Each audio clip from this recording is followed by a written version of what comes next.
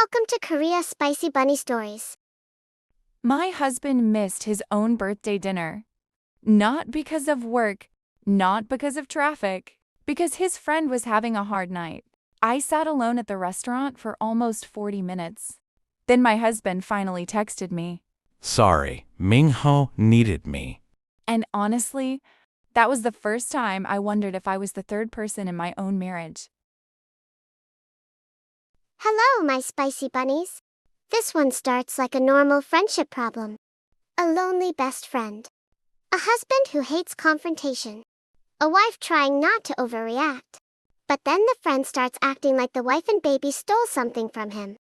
And the husband keeps protecting his feelings instead of protecting his family.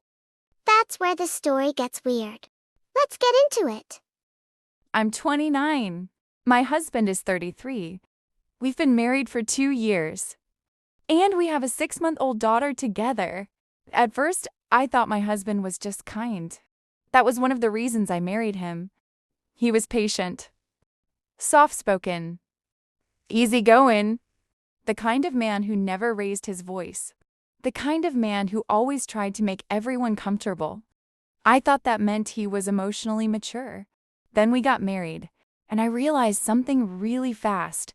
There is a huge difference between being kind and being unable to say no, especially when another grown man starts treating your husband like emotional property.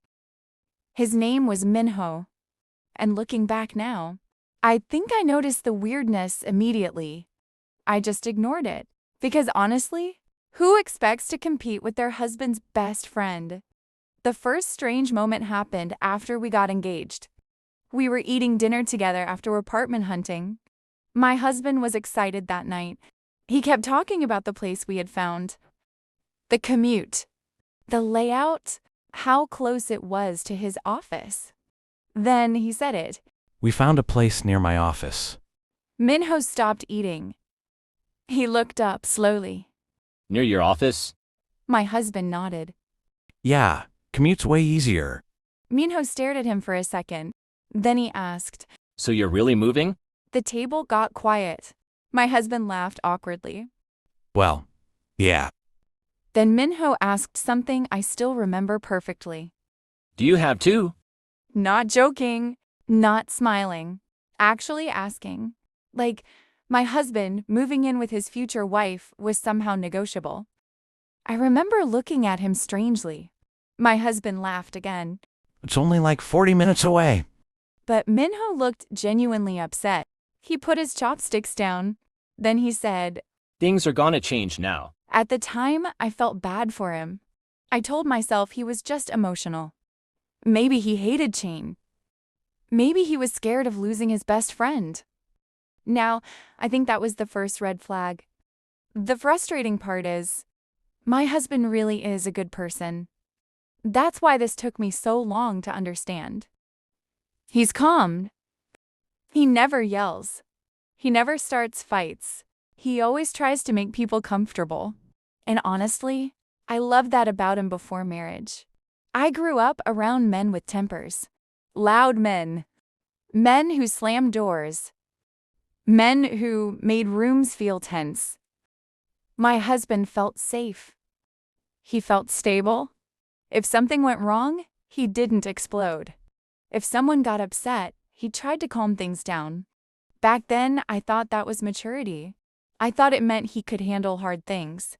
But after marriage, I realized people who avoid conflict too much eventually become controlled by it. Because somebody always takes advantage of that personality.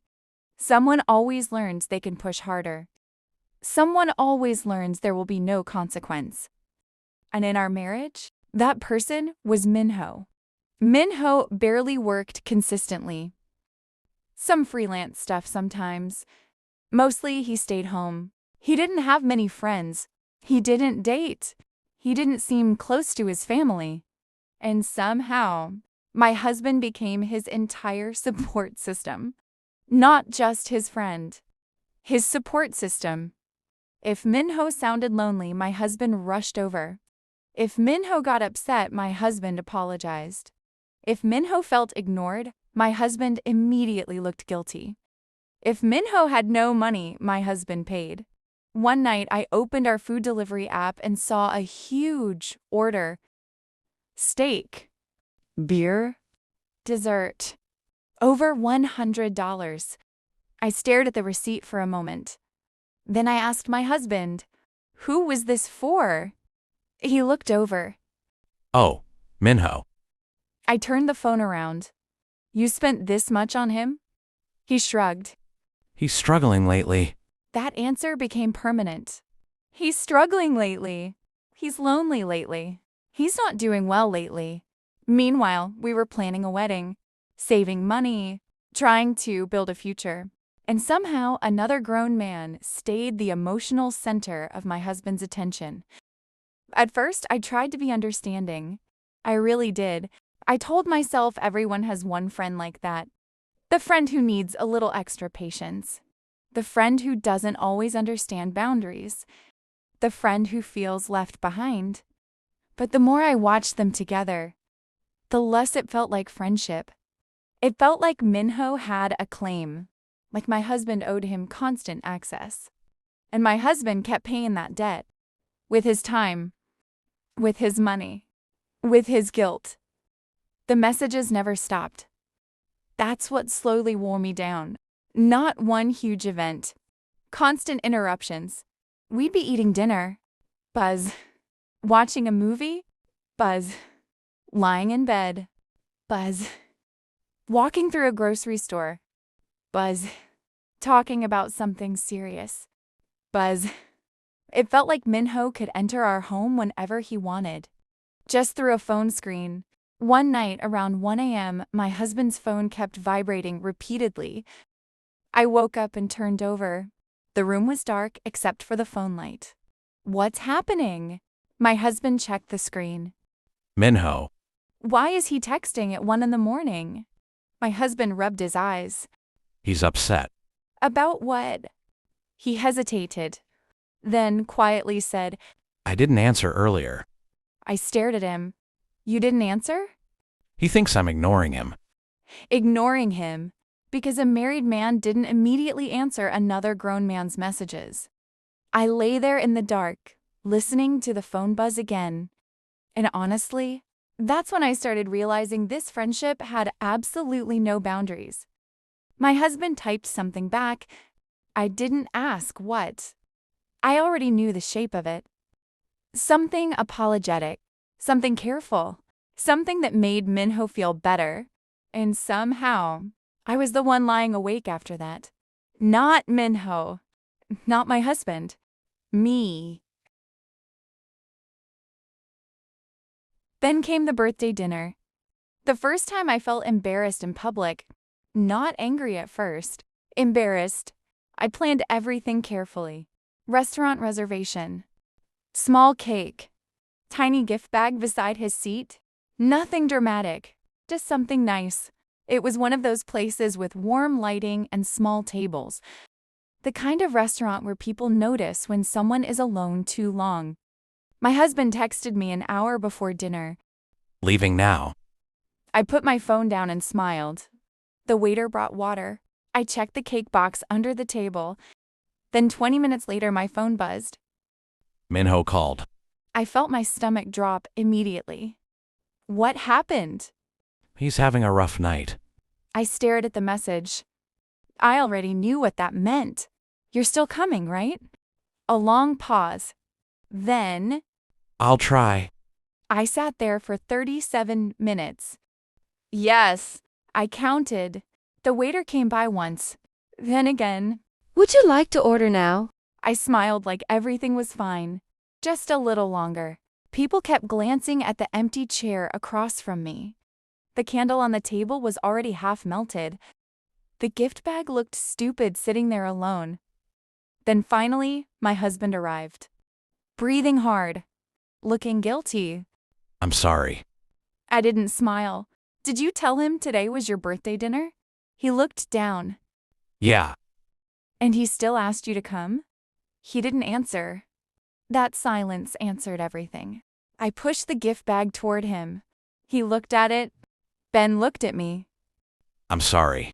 I wanted to ask him why his sorry always arrived after I had already been humiliated. But I didn't. I just ordered dinner. And we ate quietly. After that, I started noticing things more carefully. One Saturday afternoon, we were eating lunch together at home. The baby wasn't born yet. It was one of the few peaceful weekends we had. No plans, no guests, no errands, just us. Then my husband's phone rang. Min Ho. My husband immediately picked up. Hey, I kept eating quietly. At first, his voice sounded normal. Then I noticed his expression changing. no, I'm home right now.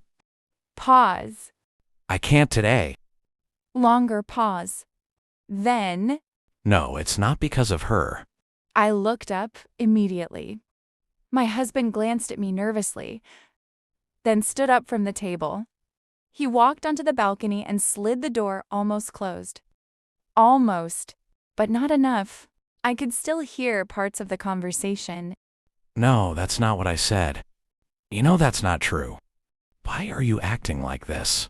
He stayed out there almost 20 minutes. By the time he came back inside, lunch was cold. I looked at him. What was that? He rubbed his forehead. He thinks we never hang out anymore. You saw him Tuesday. Yeah. But, I stared at him. You're apologizing again. He didn't answer. That bothered me way more than the phone call itself. Because he always apologized. Always. Even when he did nothing wrong. Even when we were the ones being interrupted. Even when Minho was acting completely unreasonable. My husband just kept trying to smooth it over. And every time he did that, Minho learned he could do it again. Then our daughter was born. And honestly, that's when my patient started dying. Postpartum recovery was brutal. Nobody prepares you properly for how exhausting it feels. The bleeding, the pain, the leaking, the sleep deprivation. I was still scared to sit down too fast. I was checking the baby's breathing every few minutes. Some nights I held her while standing in the hallway because sitting hurt too much. I remember crying because I dropped toast on the kitchen floor. Not because of the toast, because bending down to pick it up felt impossible. That's how exhausted I was. 2 days after delivery, Minho texted my husband. You coming this weekend? I stared at the screen. 2 days postpartum. I was still wearing hospital pads. Still learning how to feed a newborn. Still walking slowly across the room. And another grown man wanted attention immediately. I looked at my husband. What did you reply? He looked uncomfortable. probably not. Probably not. Not absolutely not. Not my wife just gave birth. Not I have a newborn. Not I'm needed at home. Probably not. That answer stayed in my head for months. Because it told me something.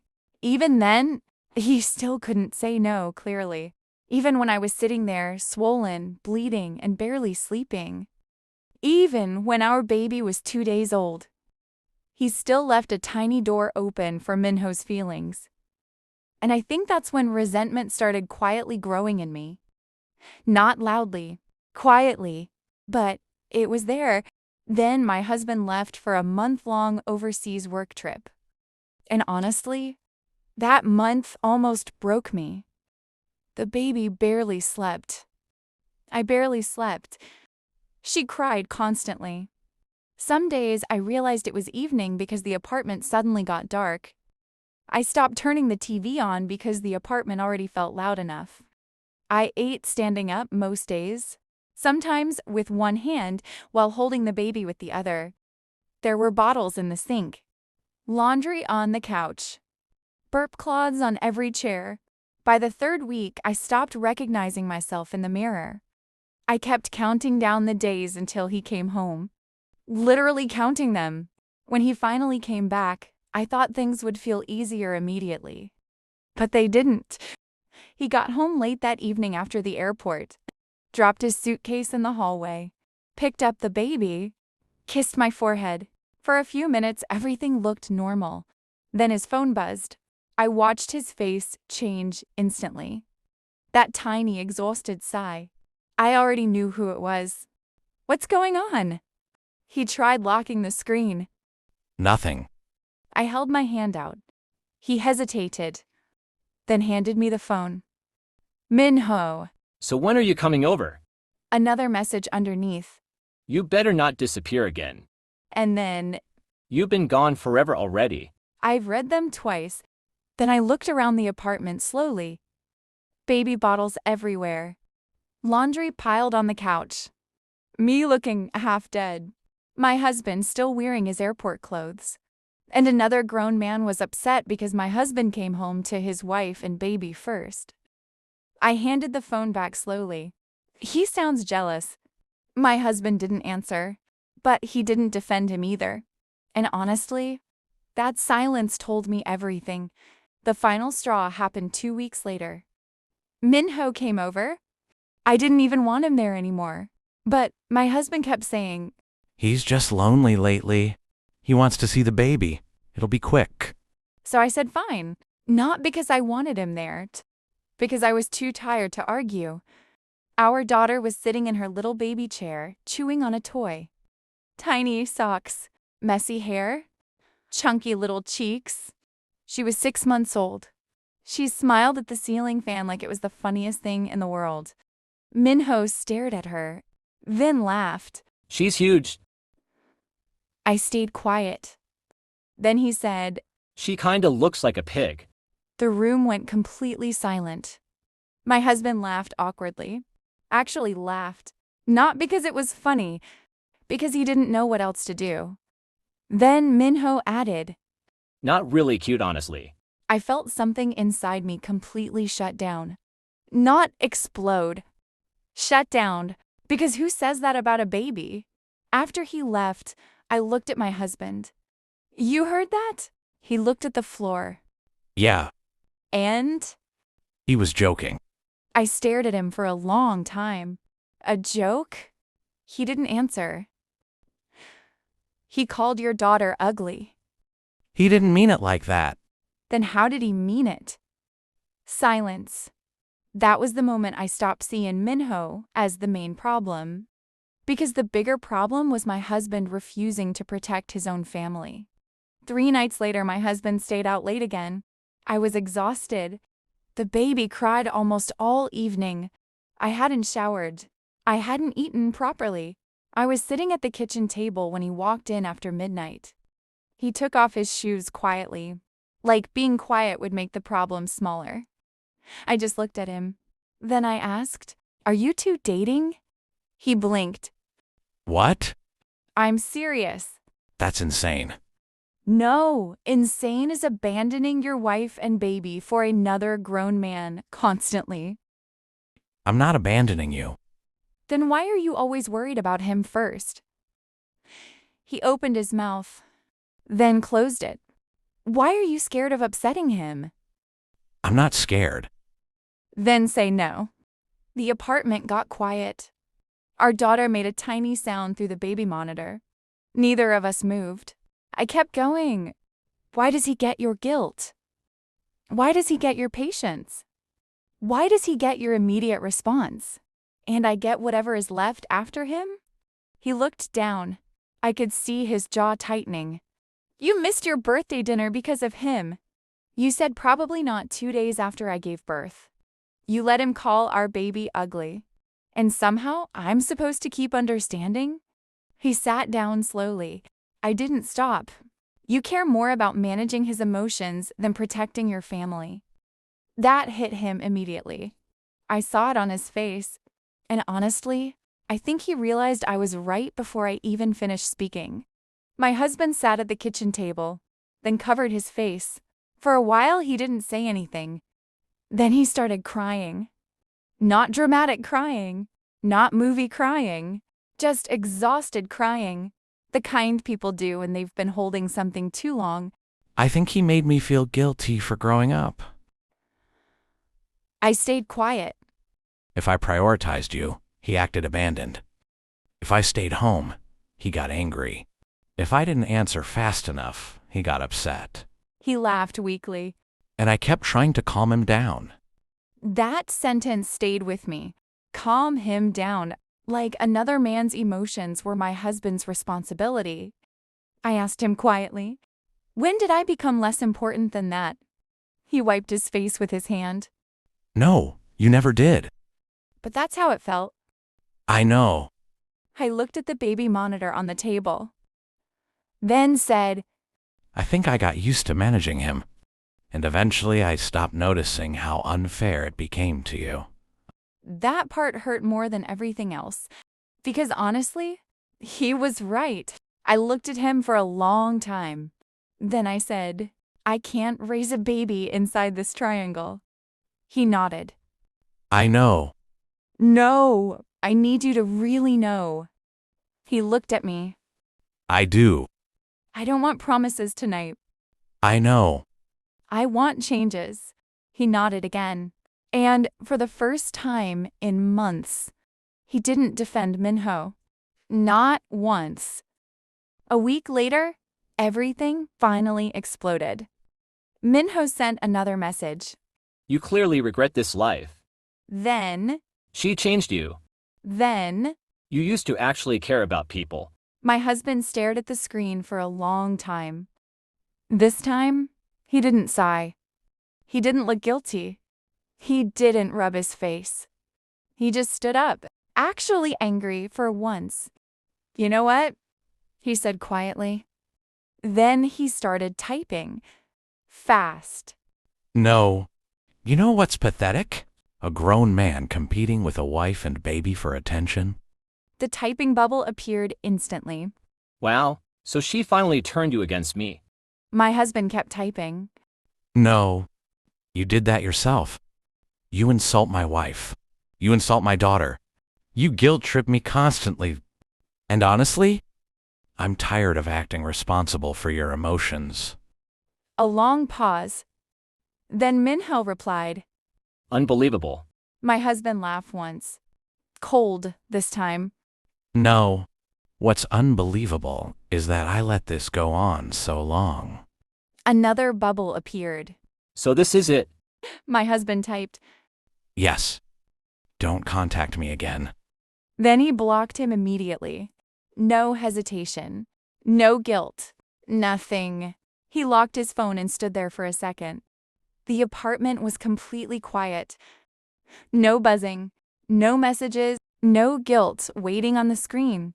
And honestly, that was the first night in months our apartment finally felt peaceful. Things didn't magically become perfect after that. That's not how real life works. The baby still woke up at night. My husband still worked brutal hours. I still had days where I felt completely drained. But something changed. When he came home, he was actually home. Not half looking at his phone. Not waiting for Minho to get upset. Not carrying guilt from another man into our living room. And he started taking the baby after work without me asking. He started doing bath time. He started checking the diaper bag. Small things. Normal things. But after months of feeling invisible, normal felt huge. One night, our daughter fell asleep on his chest. Tiny drool spot on his shirt. His hand was resting on her back. He looked down at her and smiled. I watched them from the kitchen doorway. And I remember thinking, there you are. That's the man I married. Not perfect. Not fixed overnight. But present. Finally present. Bunnies. This story is not just about a clingy friend. It's about what happens when someone refuses to respect a new family. Because loneliness can explain behavior, but it does not excuse it. And the moment he called that baby ugly, nope, that would have been the end for me. At least the husband finally saw it before he lost his own home. So tell me, would you have stayed patient that long? Or would you have snapped way earlier? And don't forget to subscribe for more spicy Korean chaos.